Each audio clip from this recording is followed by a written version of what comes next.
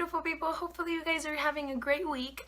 I actually just sent out a few packages just now, and I'm also collecting some eyebrow products so we can do like a drugstore testing brow products and brow pencils. So that's in the process currently. I'm also thinking of doing like a $20 makeup challenge where you go in with only a $20 bill to like a drugstore, either Walgreens or CVS, Target maybe, and you don't spend a penny over $20, and you have to get all the products of makeup in order to do like a full face of makeup. So it including, you know, foundation, blush, bronzer, eye products, lip products. So it'd be a fun challenge. That'd be really interesting to see how the products actually turn out that are that affordable. And also, I'm gonna be doing like an empties video pretty shortly, just because I have a lot of like empty products that I tried really hard just to save the packaging and save the actual containers. So we'll be going over that pretty shortly too. And I'm also reading the Amy Schumer book currently, so I'll update you guys with that. I'm trying to read a little more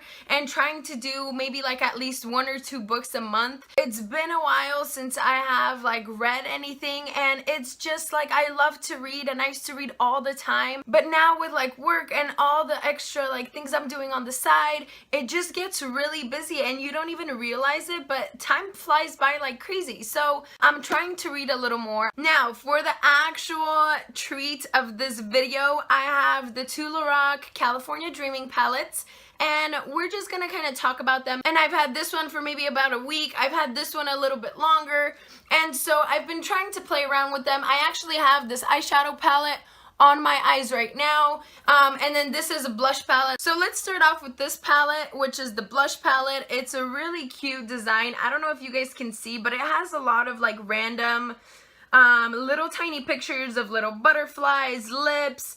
There's little seashells and snowflakes and butterflies and jewels, and there's just a lot of randomness on here, and that's why I feel like that's the theme of this palette, because it's California Dreaming, so it's whatever comes to mind, whatever it is kind of inspired by.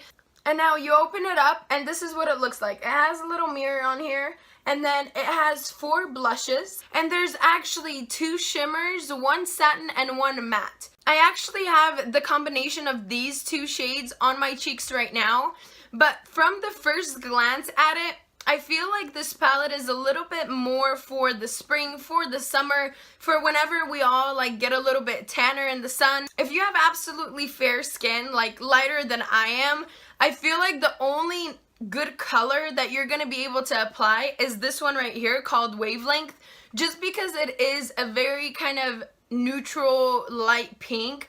This one is definitely for darker skin tones, and this one is a more of like a shimmery shade.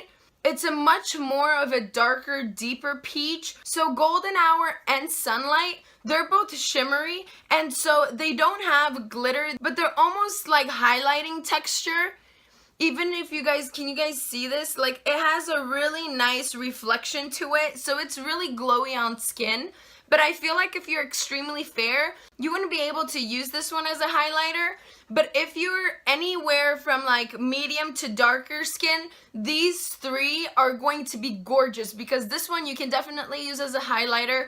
This one is like a really peachy, like really glowy of a blush. And then you have this darker matte of a blush where you can just apply it a little bit down on your cheeks and then accent with this one right here on the apples of your cheeks. I feel like this palette is great for the actual upcoming spring and summer, because I know I'm going to be using probably every single one of these colors except this one, just because I'm going to probably have to mix it with Golden Hour or Wavelength. But this color Ray is still really beautiful, and if you can't use it on your cheeks because it's too dark, I feel like it'd be amazing to use as eyeshadow. And you can use any of these as eyeshadow just to kind of complement and match your look.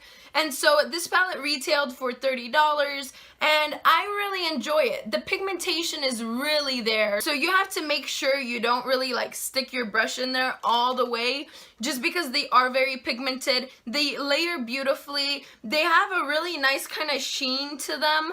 and color, and they're really creamy. There's not a whole lot of fallout, and I feel like it's gonna be great for the upcoming seasons. The next palette is the eyeshadow palette, and it has the same kind of similar design. It has, you know, a lot of randomness going on, and you open it up, and it also comes with a mirror, and then you have 12 eyeshadows. Now, with these shadows, there's one color that I absolutely love, and it's this one right here called Kitty Cat.